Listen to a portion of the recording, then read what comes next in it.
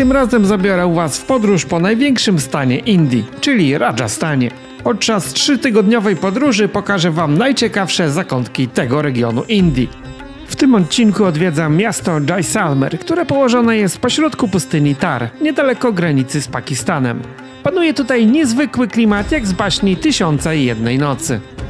Serdecznie zapraszam do obejrzenia tego materiału. Jeżeli podobają Ci się moje filmy, możesz dołączyć do grona patronów kanału, dzięki czemu otrzymasz dostęp do ekskluzywnych materiałów i bonusów. Dzięki Twojemu wsparciu mogą właśnie powstawać filmy takie jak ten. Zanim przejdziesz do oglądania tego filmu, zapraszam Cię do subskrypcji kanału oraz zostawienia łapki w górę i komentarza dla zasięgu. Myśląc o Indiach, zapewne masz przed oczami piękne obrazki starożytnych zabytków, dzikiej przyrody oraz uśmiechniętych ludzi. Do tego zapachy aromatycznych przypraw i otoczka mistycznej kultury. Tak przedstawiają ten kraj katalogi biur podróży, programy telewizyjne i celebryci.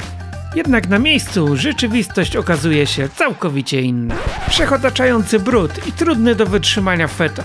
Fatalne warunki sanitarne. Niewyobrażalne tłumy, z którymi musisz się na co dzień mierzyć na ulicach. Żebracy i masa absurdów, o których nawet Ci się nie śniło. Zapraszam na serię filmów, w których pokażę Wam, jak wygląda prawdziwe życie w Indiach bez cenzury.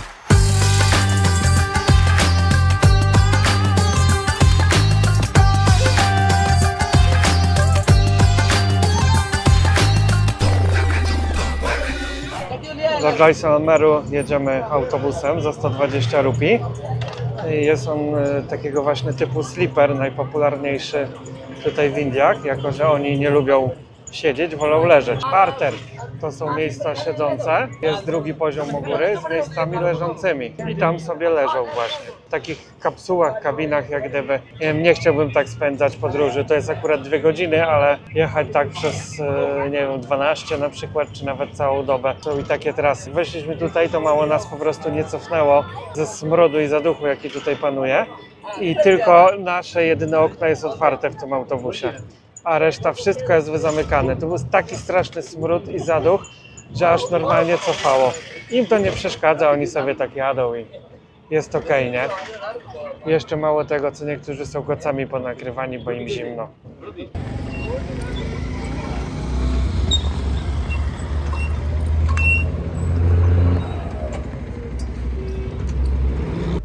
Dworzec w Jaisalmerze. No. Jest urok tutaj, nie ma co tego miejsca. Oczywiście od razu tuk-tukowcy się zlatują jak muchy do gówna. I tu oferują swoje usługi, safari i tak dalej. No ale hotel wysłał po nas kierowcę, więc jedziemy sobie jeepem.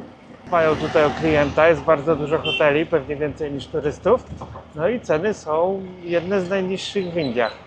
Jeżeli chodzi o stosunek ceny do jakości, to tak wypada tutaj to naprawdę zajebiście.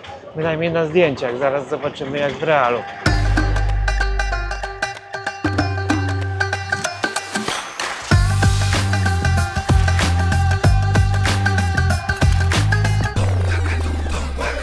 Więc wygląda oto pokój w Haveli, czyli starym takim hotelu zabytkowym. I ten pokój kosztuje $12,5. Nietypowy, że tak powiem. No, taka kamienna po prostu komnata, jak w jakimś kurde starym zamku pałacu. To wszystko jest taki żółty piaskowiec. No i co ważne, tu nie ma grzyba, bo na piaskowcu nie ma możliwości, żeby tu był grzyb. Łóżko też jest z kamienia, że jest tu tylko rzucony materac, ale samo łóżko jest kamieniste. No, pokój jest malutki, nie ma okna, ale ma telewizor, ma łazienkę. Przynajmniej jest prysznic, toaleta. Co ważne, ten hotel ma piękną restaurację na dachu z widokiem na fort. No, a tego typu hoteli jest tutaj mnóstwo. Jeżeli byśmy wydali, nie wiem, 150-200 zł, to już mamy naprawdę wypasiony hotel z basenem i wszelkimi udogodnieniami.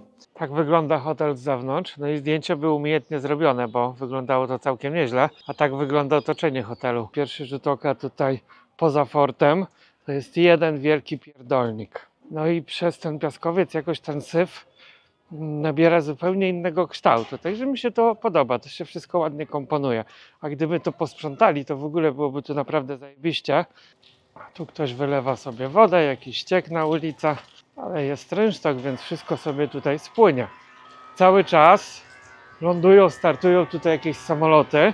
Jest tutaj baza wojskowa powietrzna i wojsk lądowych. Spora obecność wojskowa w tym terenie, właśnie z uwagi na bliskość granicy z Pakistanem, z którą to kiedyś Indie toczyły wojnę, a nadal są w bardzo napiętych stosunkach. Jest też tutaj muzeum wojskowe, do którego spróbujemy też się udać.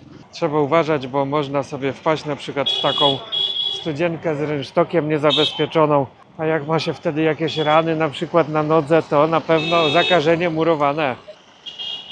Deszcz tu nie pada, to wszystko są jakieś po prostu ścieki, te kałuże. Lepiej, żeby samochód nie ochlapał. Widać, że można tutaj zjeść nieco inne jedzenie. Smaki już mieszają się trochę właśnie z kuchnią jakby arabską, perską. Widać tutaj różne wpływy przez wieki na to miasto.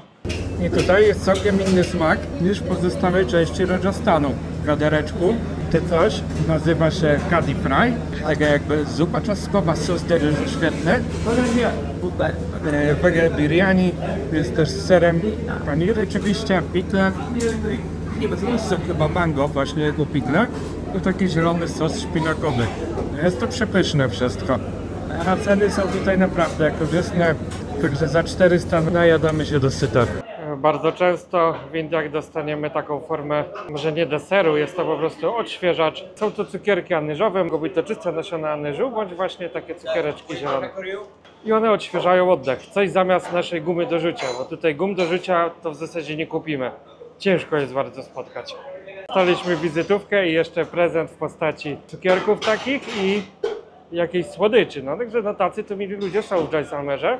Jeżeli szukacie wegetariańskiego jedzenia, to trzeba szukać knajpy z taką właśnie zieloną kropką. Pure Veg. Ta restauracja jest wyłącznie wegetariańska, nie będzie tam mięsa, dlatego że hinduiści w ogóle uważają, że nie powinno się gotować w tych samych garnkach mięsa i warzyw i niechętnie chodzą do knajp, które podają i mięso, i potrawy wegetariańskie. Wprowadzono taką zieloną kropkę. No i oprócz restauracji spotkamy ją też na wielu produktach, na napojach, na ciastkach. Wtedy wiadomo, że nie ma żadnych produktów pochodzenia zwierzęcego w takim produkcie spożywczym. Jako że udało się zakupić na bazarze trochę tanich owoców, chciałbym przy okazji przedstawić Wam mojego przyjaciela w podróży, blender Blendigo 3. Jako że zbliżają się święta, myślę, że będzie to też doskonały pomysł na prezent, nie tylko dla podróżników. Jest on malutki, poręczny, ładowany przez USB, więc wystarczy go naładować zwykłą ładowarką od telefonu.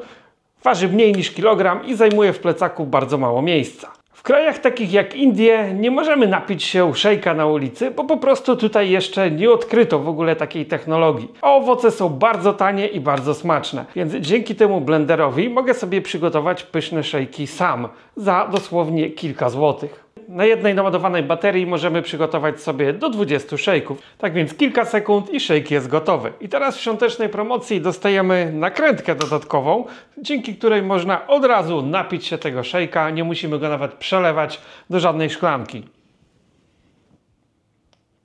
Nie muszę przepłacać za mega drogie szejki w niektórych krajach. No i przede wszystkim w takich krajach trzeciego świata jak Indie mogę go sobie przygotować sam, umyć owoce, pokroić i nie muszę się martwić, że ktoś mnie zarazi jakąś bakterią. Blender oczywiście możecie zamówić przez internet z dostawą do domu. Link do sklepu znajduje się w opisie tego filmu. Brama wejściowa do Starego Miasta, oczywiście stragany. Oni tutaj nawet wyglądają już trochę inaczej. To już widać, że są takie rysy bardziej jakieś takie arabskie, pakistańskie. No i to miasto ma miano Złotego Miasta, dlatego że tutaj prawie wszystkie budynki są wykonane z żółtego piaskowca. Tak jak Jaipur był różowy, Jodhpur niebieski, tak tu mamy złote. Więc lubią się tak po prostu odróżniać, no i to jest fajne, bo jedziemy sobie tutaj przez wszystkie kolory tęczy po kolei po tych miejscowościach. Jest tutaj wyraźnie spokojniej niż w tych dużych metropoliach. Nie ma takiego chaosu, można sobie spokojnie iść ulicą. Nie ma aż tak dużo tych motorów, riksz. Krowy oczywiście też są, śpią sobie to tam. No i tutaj właśnie jest bardzo dużo takich hotelów starodawnych, no wręcz wyglądają na jakieś starożytne świątynie. Więc to jest niepowtarzalna okazja, żeby się w czymś takim przenocować za niewielkie pieniądze.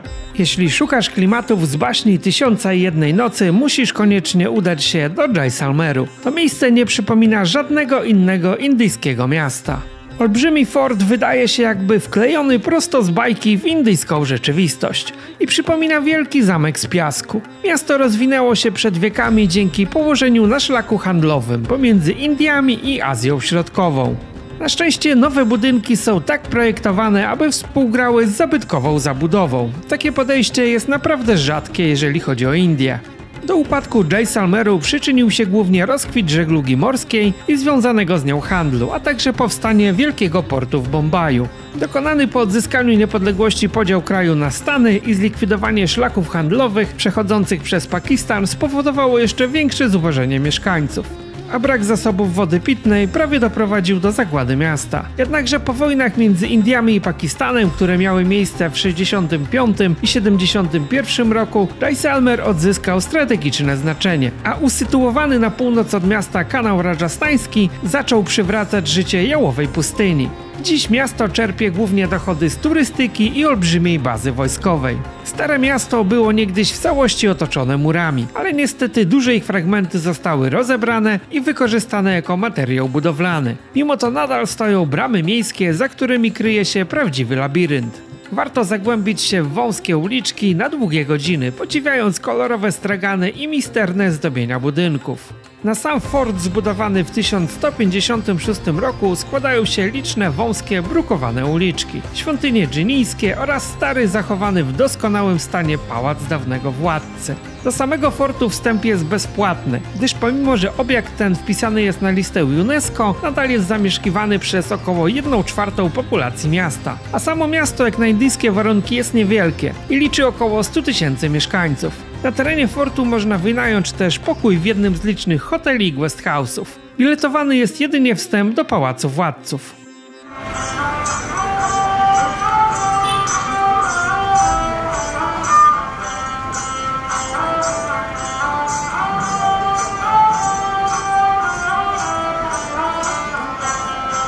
Warto się więc zagłębić w uliczki Starego Miasta. Można tu wygrzewać naprawdę ciekawe rzeczy. Jest też wiele restauracji, które kuszą punktami widokowymi z widokiem na całą okolicę. No tylko trochę szpecą te wszechobecne banery i reklamy. W takim historycznym mieście nie powinno w ogóle czegoś takiego być. No i tu praktycznie wszyscy sprzedawcy, jak się idzie, zapraszają cię do swojego sklepu. I punkt widokowy. No i tu naprawdę wygląda to super. Złota armata i widok na całe miasto. O ile turyści tłoczą się w centrum fortu, tak można się przespacerować dookoła, wzdłuż murów, po murach. I tutaj, jak widać, nie ma praktycznie nikogo. Więc można odkryć jakieś ciekawe zakamarki. Co jakiś czas są też knajpy, w których można posiedzieć i coś zjeść, bądź wypić właśnie z widokiem tutaj na całe miasto i pustynię. I co jakiś czas są też takie zejścia w dół. Nie wiem, gdzie one prowadzą, a po prostu wyjście z fortu, może jakieś awaryjne. I taki jest właśnie widok tutaj dookoła. No oczywiście wszystko jest usłane śmieciami, bo oni te śmieci wyrzucają po prostu za mury i tyle. Na Starym Mieście możemy znaleźć przykłady architektury różnych domów. Od właśnie jakieś lepianki z gliny, tak jak to, po nowoczesne właśnie hotele, hawele. Kiedyś to miasto też było bardzo bogate, leżało na szlaku karawan, więc nie ma co planować tutaj zwiedzania, tylko po prostu zapuścić się w uliczki Starego Miasta i odkrywać je powoli. Można popodglądać życie mieszkańców. Czasem przychodzimy w zasadzie przez domy, tak prowadzą te uliczki. W każdej chwili możemy się czymś posilić lub ugasić pragnienie. Syf jest niesamowity. Aż szkoda takiego pięknego fortu. Piękne, wąskie uliczki. Tylko właśnie te banery, no psują tu cały urok. No i oni tu po tym mieście normalnie jeżdżą skuterami po tych wąskich uliczkach. No i wszędzie kantory, kantory. Ale tak jak mówiłem, nie opłaca się wymieniać pieniędzy, bo musielibyśmy kupić w Polsce, jak ktoś nie zarabia euro bądź dolary. Dwa wymienić je tutaj, czyli tracimy dwukrotnie na przewalutowaniu. A jeżeli mamy kartę Revolut, tak, wtedy przewalutowanie jest od razu ze złotówki na rupię po bardzo korzystnym kursie. Tutaj sprzedawca czeka sobie na klientów, nie będzie się przemęczał, więc położył się w progu i bawi się telefonem. O, tu zdaje się była studnia miejska. Widać, że normalne życie się tutaj toczy. Dzieci wracają ze szkoły. Aczkolwiek ten ruch motorów też powinien być tu zabroniony, bo to nie jest do niczego potrzebne. To miasto nie jest aż tak duże, żeby trzeba było pod same drzwi podjeżdżać. Udało mi się tutaj trafić na taki miejscowy drink shake badam. Są zrobione z orzechów migdałowych. Naprawdę jest to pyszne, kosztuje 30 rupii tylko. No i można go sobie wypić tutaj na przykład siedząc na starym dziale na murach niskiego Jaisalmeru.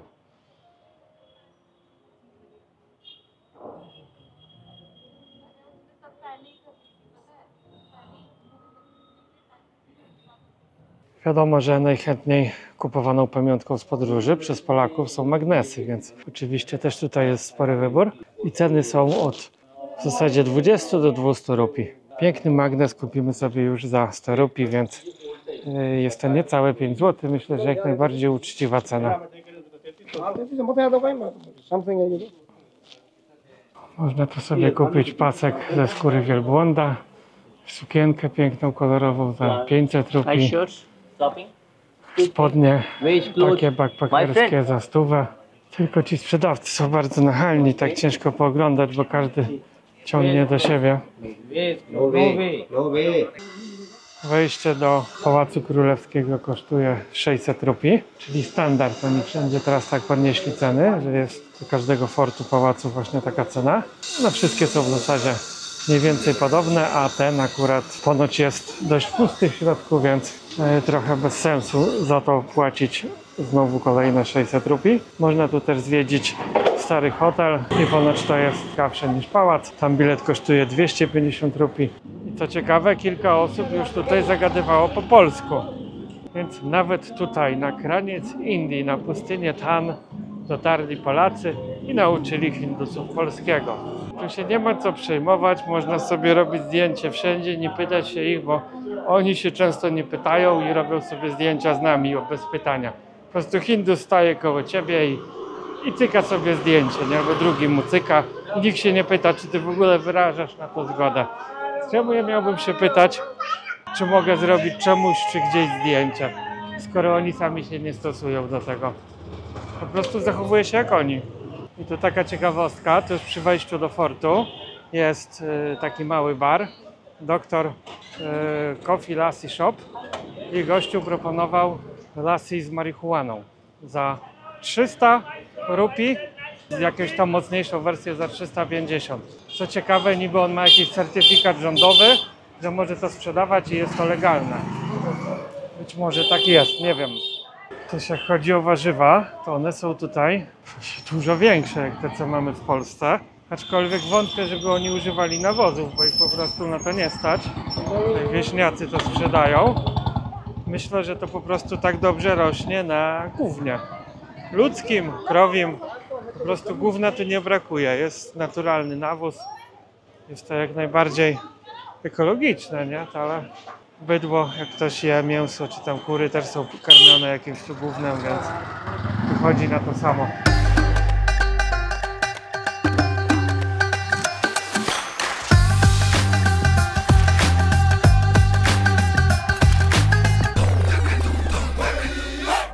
Warto też poszukać zabytkowych haweli poza fortem. Tylko niestety oni płacą wszędzie taniutko, a my jak zwykle segregacja rasowa i 300 do każdej haweli, więc bez sensu. Większość hoteli typu haweli ma dach użytkowy. Jest tutaj taka restauracja, to bym nie powiedział, ale są stoliki, jakieś takie kanapy kamienne z materacami, można tutaj posiedzieć i właśnie jest z tyłu za mną piękny widok na fort. Szpecą tylko tutaj krajobraz te nadajniki telefoniczne, ale to tak jest w całych Indiach, tu nikt o krajobraz nie dba. Ceny tutaj w takich restauracjach dachowych są w zasadzie normalne, albo takie same jak te na ulicy, albo nieznacznie jakieś 20% wyższe. Nie tak jak w Europie, że jak ktoś ma ładny widok, to cena jest co najmniej razy 2. Tak tutaj zwykle nie. Dlatego każdego będzie stać, żeby sobie tutaj przyjść, posiedzieć. No może nie wypić drinka, bo alkohol jest trudno dostępny, ale wypić sobie na przykład pyszne lassi bananowe czy lemonowe. Jeżeli zajrzymy tuż za ścianę naszego hotelu, oto jaki widok. Tu jest no, śmietnisko jakieś, po prostu śmietnisko. Tam są slumsy, kolejne śmietnisko. Tam jakieś zawaliska. Tutaj na dachu budynku obok też śmietnisko. Tam się suszy pranie.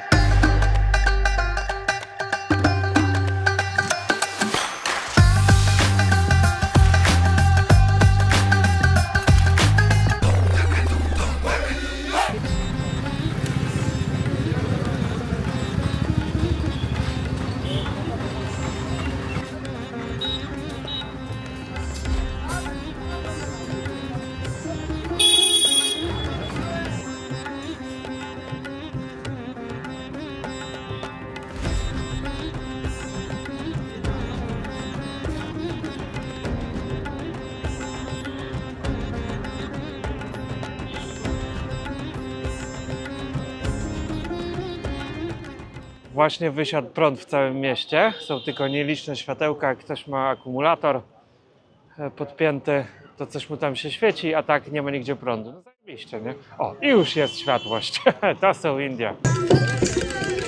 Zobacz, i tak można sobie siedzieć jak Maharadża. Baby tańczą, zespół przygrywa, ognisko się pali, alkohol się leje i jest dobrze, nie? Tutaj właśnie szef lokalu ma urodziny i takie oto atrakcje mu zamówili. Dwie tancerki erotyczne czy egzotyczne, jak to tam się nazywa. A chłopaki sobie tutaj bawią, piją alkohol. Oczywiście wyłącznie w męskim gronie, bo kobiety nie mają wstępu na takie imprezy. No chyba, że takie to sobie tańcują. Ale nie mam 100% pewności, czy to na pewno są kobiety.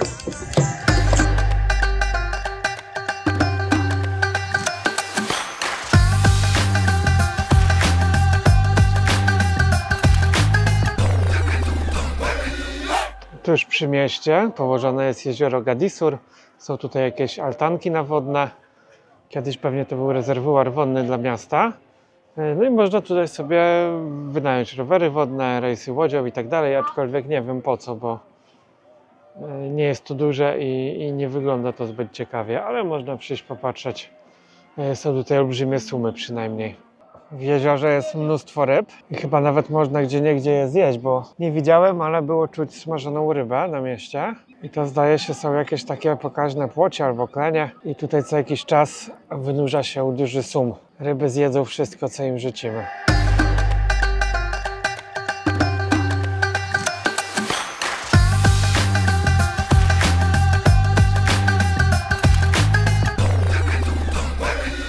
Kolejny dzień w Jaisalmerze. Był dzisiaj plan, żeby wynająć skutera i pojeździć. Ugadałem cenę na 300 rupii za cały dzień, ale niestety rano zmieniła się pogoda, zrobiło się bardzo zimno, zaczął padać deszcz, więc trzeba było zrezygnować z tych planów. Pojechaliśmy więc autobusem za 20 rupii do położonego 10 km za miastem Muzeum Wojennego. Jest tutaj trochę techniki wojskowej indyjskiej, no i jakaś historia konfliktu indyjsko-pakistańskiego z 1971 roku. Tak więc zobaczymy, jak wygląda Indyjskie Muzeum Wojenne. Bilet wstępu kosztuje tutaj tylko 100 rupii dla obcokrajowców. Jest też jakiś wyświetlany film, ale niestety tylko w języku hindi. No i wieczorem też pokaz świateł i laserów, coś co oni kochają. Do muzeum nie można wnosić żadnych plecaków i toreb i nie ma ich gdzie zostawić, więc jeżeli przyjedziecie tu autobusem z miasta, to pamiętajcie, żeby nic ze sobą nie brać. Za to można dowolnie fotografować, co też jest rzadkie w Indiach, w takich miejscach. Dość mało znany u nas konflikt, wojna pakistańsko-indyjska. I tutaj jest też kolekcja właśnie czołgów, które zostały zdobyte na Pakistanie w tej wojnie. Tak jak te amerykańskie Shermany tutaj w takim stalowo-niebieskim kolorze. Są też czołgi chińskie, indyjskiej produkcji, amerykańskiej, angielskiej. Więc dużo pozostałości z II wojny, tak jak te Shermany. Jeżeli chodzi o ten konflikt, no to po dziś dzień oni są mocno ze sobą skonfliktowani. Granica no niby jest otwarta, ale tych przejść granicznych jest niewiele i nawet większość nie jest czynna całą dobę. To wszystko wisi i tak na włosku. Co jakiś czas na granicy też dochodzi często do jakichś konfliktów, wymiany ognia. Zdarza się, że giną przy tym ludzie. Nawzajem są ostrzeliwane posterunki graniczne, ale pomimo tego jakoś tam stosunki dyplomatyczne są utrzymywane. Aczkolwiek nie jest powiedziane, że tutaj ten konflikt nie wybuchnie, zwłaszcza na północnej części granicy, tam przy Himalajach, w Kaszmirze nadal toczą się spory terytorialne, więc ten przebieg granicy też nie jest tak do końca ustalony. Oni się o to kłócą, która część terytorium do kogo należy i mówię, też może być to jeszcze w przyszłości zarzewie jakiejś kolejnej większej wojny. A pamiętajmy, że i Pakistan, i Indie mają broń atomową, więc to już nie byłyby przelewki. No i chodzi oczywiście o wiarę. Indie są hinduistyczne, a Pakistan muzułmański i zwykle konflikty właśnie toczą się o wiarę. I ta ciężarówka też została gdzieś porzucona przez Pakistańczyków. Opisy są w języku hindi i angielskim, więc można się coś tam dowiedzieć. Nie jest to sprzęt bezimienny, pomnikowy, tylko właśnie jest dopisana historia, w jakich okolicznościach został na przykład zdobyty. Tutaj widać ślady po odłamkach na kabinie. Tutaj dostał z 2 pocisków, to są akurat wylotowe, czyli leciały z drugiej strony. Oberwał dach też, miał jakieś trafienie z góry, podziurkowany jak sito. Jest tutaj też ściana płaczu. Są wypisane nazwiska żołnierzy z Rajasthanu, którzy zginęli w wojnie, 71 rok. Można też wejść tutaj do takiego małego bunkra, jakie zapewne nadal stoją wzdłuż granicy. I tutaj otwory strzelnicze po prostu. I tyle. Bardzo prosta konstrukcja.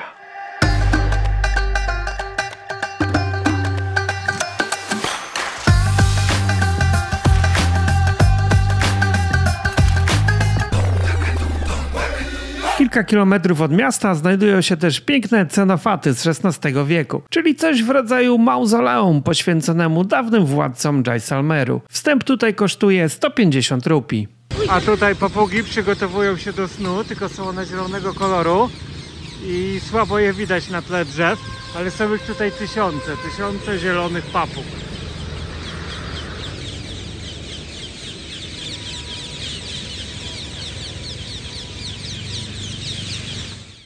Ciekawą atrakcją kulturalną w Jaisalmer jest puppet show, czyli taki teatr rolkowy. W Europie w zasadzie ta tradycja już prawie wymarła, a tutaj w Rajasthanie jest to, widzę, popularne i nadal żywe. I akurat skusiliśmy się właśnie, żeby zobaczyć tego typu przedstawienie właśnie w Jaisalmerze. Ten show prowadzony jest już kilkadziesiąt lat przez miejscowego nauczyciela, właśnie taki już stary dziadeczek w turbanie o lasce. On zorganizował tutaj też takie małe muzeum, jest dużo ciekawych przedmiotów z życia codziennego, turbany, biżuteria, przedmioty użytku takiego domowego. No, jak to w Indiach, to wszystko jest, wiadomo, takie zaniedbane i trochę na odpierdol, ale cena jest bardzo atrakcyjna, tylko 200 rupii. Przedstawienie trwa godzinę, w tym jest wyświetlany film. No i myślę, że warto tu przyjść, nawet jeżeli Wam się nie spodoba, to przynajmniej wesprzecie lokalnego artystę, pasjonata, który naprawdę coś robi i widać, że tym żyje, a nie jest to jakiś uliczny oszołom, który chce Wam wcisnąć kolejną nic nie wartą atrakcję. Tak więc polecam, żeby chociaż wesprzeć tego człowieka. Można tutaj też sobie kupić różne pamiątki, lalki, ale zresztą pójdziecie, to zobaczycie sami.